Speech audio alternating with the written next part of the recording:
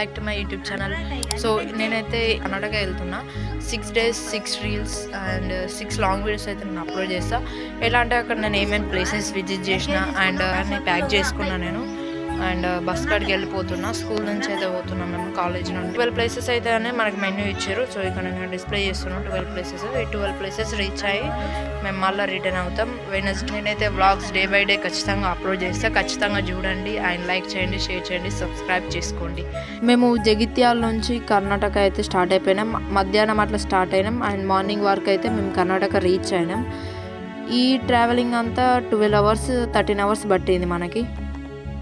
4కి డైరెక్ట్గా మేము ఫ్రెష్ అప్ అయిపోతాం. సో ఒకసారి బయట చూసుకోండి. పాజిటివ్ వైబ్స్ అయితే వస్తున్నాయి. ఇక్కడ నుంచి ఒక 1 hour ట్రావెల్ చేస్తే మనకి హంపి అయితే టెంపుల్ అయితే వస్తుంది.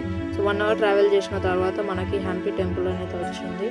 హంపిలో మనం ఫస్ట్ విజిట్ చేయాల్సిన టెంపుల్ విరూపాక్షి టెంపుల్.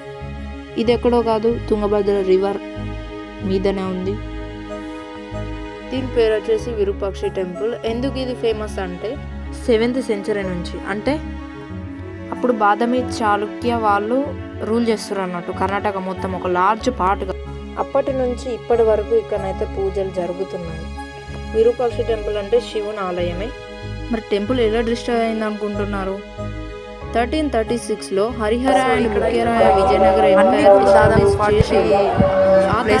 ఒకటే ధ్వంసం కాకుండా కృష్ణదేవరాయ టైంలో హంపి ఒక వరల్డ్ రిచెస్ట్ సిటీగా మారింది.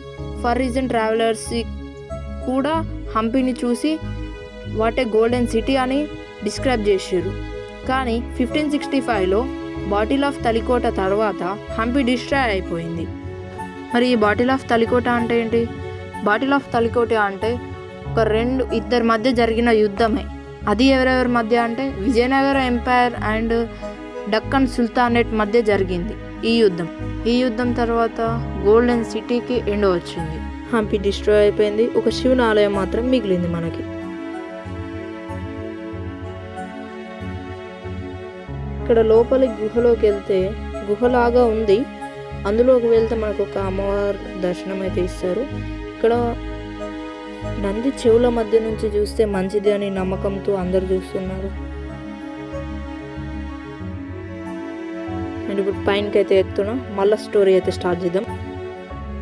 ఇప్పటికి కూడా ఫుల్ మంది ఫారినర్స్ అయితే టెంపుల్ని విజిట్ చేస్తున్నారు.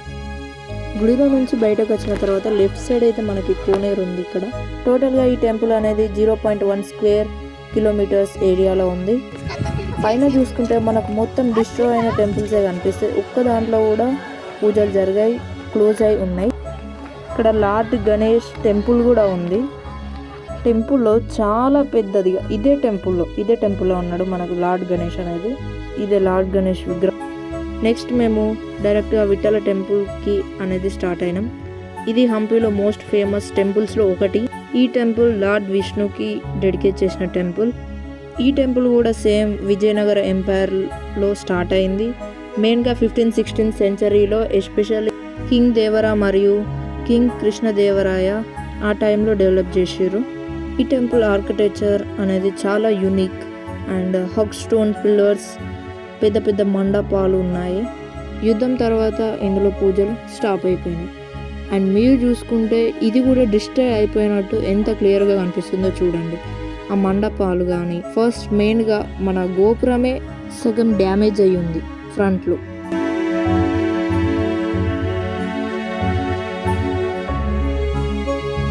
మీకు ఇక్కడ అనిపించే చారిటీ స్టోన్ ఎక్కడో చూసినట్టు మీకు అనిపిస్తుంది కదా? ఎస్ ఇది మనం చూసిందే. ఎందుకంటే మన 50 rupees నోట్ పైన ఇదే పిక్చర్ ఉంటుంది. మీరు కూడా ఒకసారి చెక్ చేసుకోండి కావాలంటే. మన ఇండియన్ గవర్నమెంట్ ఇది ఎందుకు చూస్ చేసుకుంది అనుకుంటున్నారా? ఇది మన Indian cultural, architecture and engineering స్కిల్స్ని చూపెడుతుంది. అంటే మన హిస్టరీని మనం ఎంత బాగా రెస్పెక్ట్ చేస్తామో ఇది చూపించడానికి 50 rupees నోట్ పైన అయితే వీళ్ళు ప్రింట్ చేసారు. నేను చెప్పిన ఇన్ఫర్మేషన్లో ఏమైనా తప్పు ఉంటే ఐఎమ్ సారీ. అండ్ ఈ వీడియో మీకు కొంచెం ఇన్ఫర్మేటివ్గా అనిపించిన లైక్ చేయండి, షేర్ చేయండి, సబ్స్క్రైబ్ చేసుకోండి. And thank you for watching.